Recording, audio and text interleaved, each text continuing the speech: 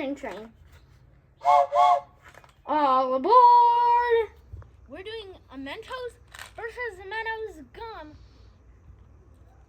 going head to head in a battle on which one can make this Coke go the highest.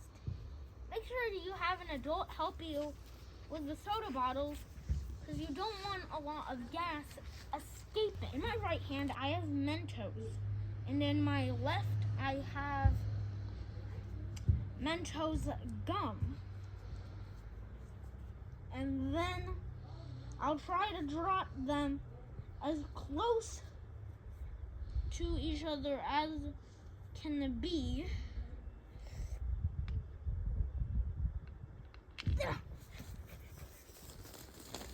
Oh, clear winner!